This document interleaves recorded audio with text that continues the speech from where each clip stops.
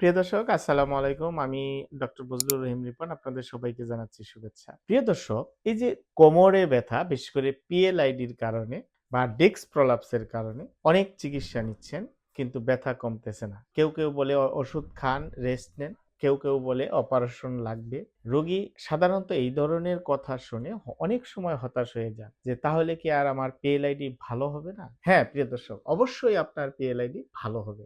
তবে প্রয়োজন সঠিক চিকিৎসা। এই যে পিএলআইডির সঠিক চিকিৎসা মানেটা কি? সেই বিষয় নিয়ে আজকে আমরা আলোচনা করতে চাই। প্রিয় দর্শক, পিএলআইডি মানেই অপারেশন করতে হবে, ব্যাপারটি এরকম নয়। পিএলআইডির ক্ষেত্রে দেখা যায় যে শুধুমাত্র 10 থেকে 15 ভাগ রোগীর অপারেশন প্রয়োজন হতে পারে। আর বাকি 85 থেকে 90 ভাগ রোগী অপারেশন ছাড়াই আপনার কনজারভেটিভ চিকিৎসার মাধ্যমে ভালো হওয়া সম্ভব। এবং যাদের ক্ষেত্রে অপারেশন লাগে তাদের বিশেষ কিছু উপসর্গ বা সিম্পটম বা চিহ্ন থাকে, যেগুলি থাকলে অপারেশন প্রয়োজন হতে পারে। বাকি কিন্তু অধিকাংশ রোগী অর্থাৎ 85 থেকে 90 ভাগ আপনি অপারেশন ছাড়াই সুস্থ হওয়া সম্ভব। এখন প্রশ্ন হচ্ছে যে এই যে অপারেশন ছাড়া পিএলআইডির চিকিৎসা, সেটা আবার কি? অপারেশন বিহীন চিকিৎসা কি শুধুমাত্র ব্যথানাশক ওষুধ খাওয়া? না, প্রিয় দর্শক, এই পিএলআইডি কমাতে চাইলে শুধুমাত্র ব্যথানাশক ওষুধ খেলেই আপনি ভালো হবেন, ব্যাপারটি এরকম নয়। পূর্ণাঙ্গ একটি কনজারভেটিভ চিকিৎসা যদি আপনি নিতে চান, তাহলে আপনার ওষুধের পাশাপাশি যেটি সবচেয়ে গুরুত্বপূর্ণ সেটি হচ্ছে প্রপার ওয়েতে ফিজিওথেরাপি চিকিৎসা নেওয়া। এখন আবার কথা হচ্ছে যে প্রপার ওয়েতে ফিজিওথেরাপি চিকিৎসা মানেটা কি? মানেটা হচ্ছে যে আপনি যত্রতত্র ফিজিওথেরাপি চিকিৎসা না নিয়ে, যার তার কাছ থেকে ফিজিওথেরাপি চিকিৎসা না নিয়ে, আপনি একজন বিশেষজ্ঞ ফিজিওথেরাপি চিকিৎসকের পরামর্শ নিয়ে তার কাছ থেকে যদি আপনি এভিডেন্স বেসড ফিজিওথেরাপি চিকিৎসা গ্রহণ করতে পারেন, তাহলে পিএলআইডি কিন্তু অপারেশন ছাড়াই ভালো হওয়া সম্ভব। তো এই ধরনের ফিজিওথেরাপি এভিডেন্স বেসড চিকিৎসার মধ্যে যে সমস্ত বিষয় আমরা সাধারণত একজন পিএলআইডি রোগীকে সুস্থ করার জন্য চিন্তা করি, সেটি হচ্ছে প্রথমত হচ্ছে যে পিএলআইডি রোগীদেরকে এডুকেশন দিতে হবে। অর্থাৎ সে কিভাবে বসবে, কিভাবে চলাফেরা করবে, কিভাবে তার কাজকর্ম করবে, সেগুলি নিয়ে রোগীকে এডুকেশন দিতে হবে। দ্বিতীয়ত হচ্ছে রোগী যে কাজ করে সেই কাজগুলাকে মডিফাই করতে হবে।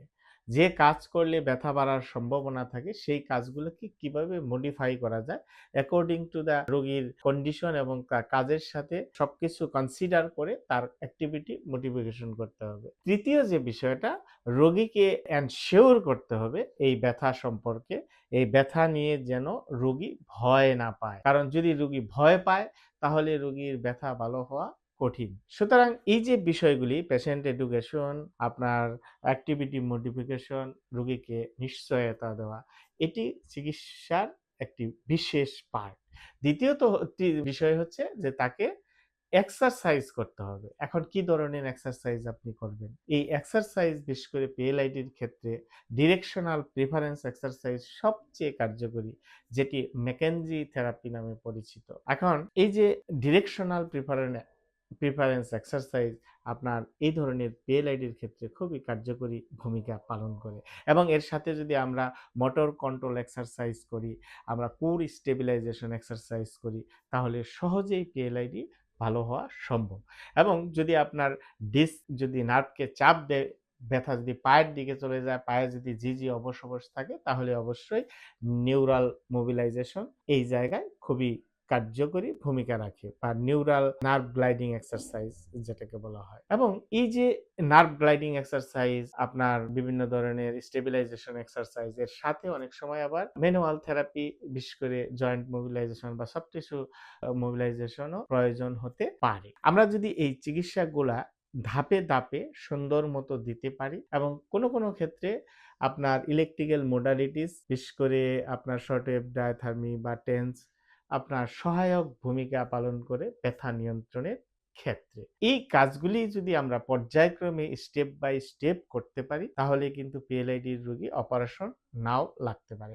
বিশেষ করে যে সকল PLID রোগী দীর্ঘদিন যাবৎ ব্যথায় ভুগছেন তাদের ক্ষেত্রে দেখা যায় সেন্ট্রাল সেনসিটাইজ হয়ে যায়। অর্থাৎ মস্তিষ্ক অতি সংবেদনশীল হয়ে যায়, ফলে ওভার প্রোটেক্টিভ হিসেবে পেইন সিগন্যাল দেয়। সেক্ষেত্রে আমাদের পেইন নিউরোসায়েন্স এডুকেশন বা কগনিটিভ বিহেভিয়ারাল থেরাপি এই ধরনের সেনসিটাইজেশন কমাতে বা ব্যথা কমাতে অনেকটা সহায়ক ভূমিকা পালন করে। এর সাথে আমাদের অনেক সময় লাইফস্টাইল মডিফিকেশন খুবই জরুরি হয়। বিশেষ করে ওজন বেশি থাকলে সেটি কমানো, পোশ্চার কারেকশন করা, আপনার আর্গোনমিক কারেকশন করা। এই যে চিকিৎসার ধাপগুলি, এগুলি যদি আমরা শুরু থেকে শেষ পর্যন্ত আমরা ধাপে ধাপে করি তাহলে কিন্তু রোগী দ্রুত সুস্থ হয়ে যাওয়ার সম্ভাবনা থাকে। আরেকটি বিষয় মাথায় রাখতে হবে যে PLIDর রোগী তাকে অবশ্যই অ্যাক্টিভ থাকতে হবে। কমপ্লিট বেড রেস্টে রাখা সমীচীন নয়। প্রথম হয়তো ১-২ দিন বা ৩ দিন তার রিলেটিভ রেস্ট প্রয়োজন হতে পারে, কিন্তু তারপরে থেকে সহনীয় মাত্রায় ব্যথা অ্যালাউ করে তাকে